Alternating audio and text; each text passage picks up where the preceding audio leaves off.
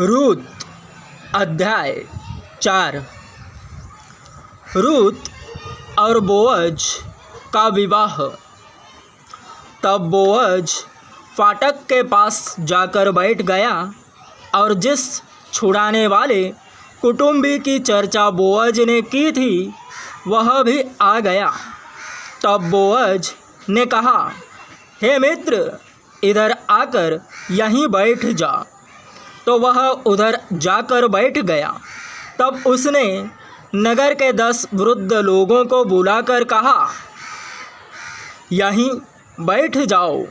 वे भी बैठ गए।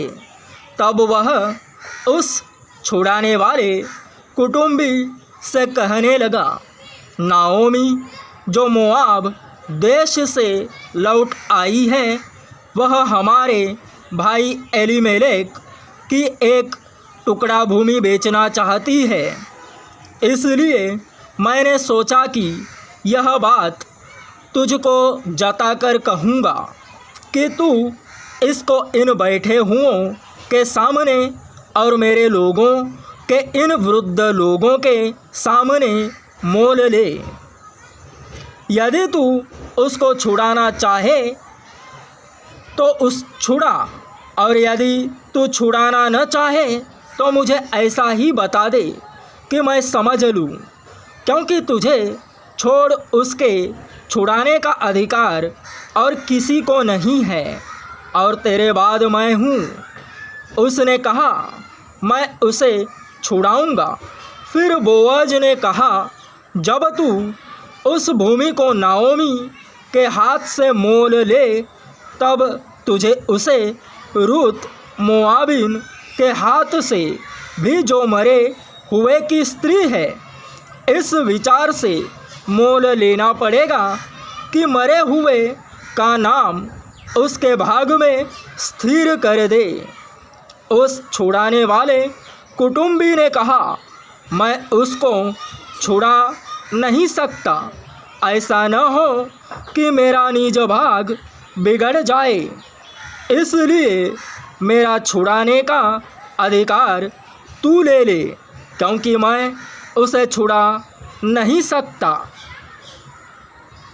पुराने समय में इज़राइल में छुड़ाने और बदलने के विषय में सब पक्का करने के लिए यह प्रथा थी कि मनुष्य अपनी जूती उतार के दूसरे को देता था।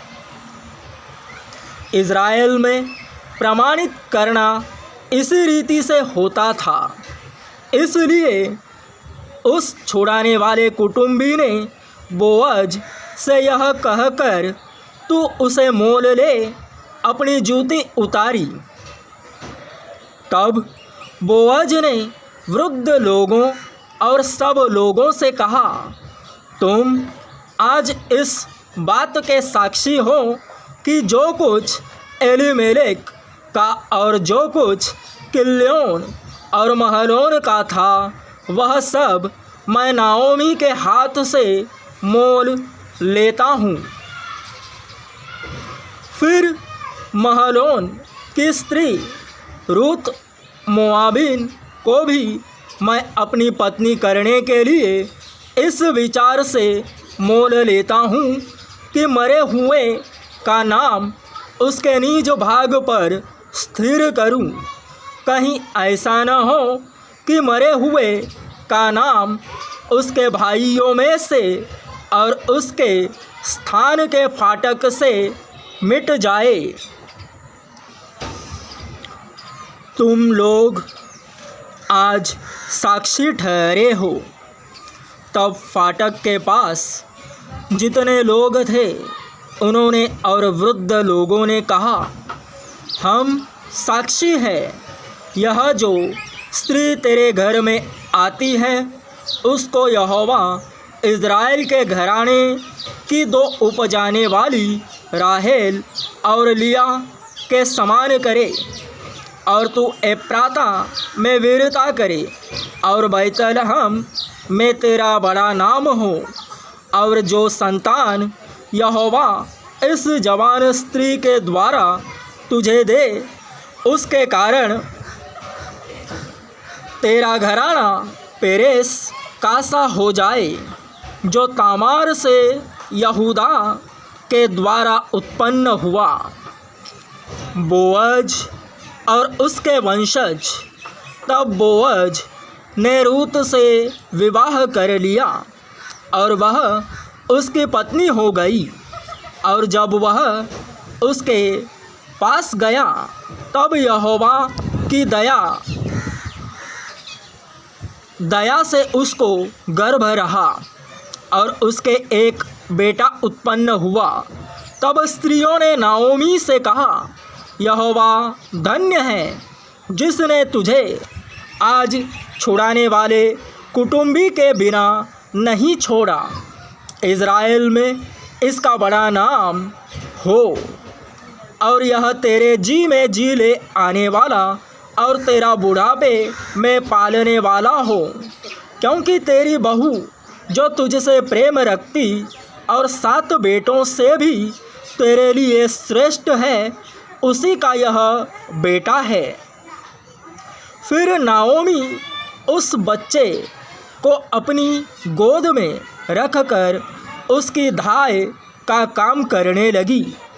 और उसकी पड़ोसिनी ने यह कहकर, नाओमी के एक बेटा उत्पन्न हुआ है, लड़के का नाम ओबेद रखा। ईशै का पिता और दाऊद का दादा वही हुआ। पेरेस की वंशावली यह है, अर्थात पेरेस से हेस्रोन और हेस्रोन से राम और राम से अम्मीनादाब और अम्मीनादाब से नहशोन और नहशोन से सलमोन और सलमोन से बोअज और बोअज से ओबेद और ओबेद से ईशै और ईशै से दाऊद उत्पन्न हुआ।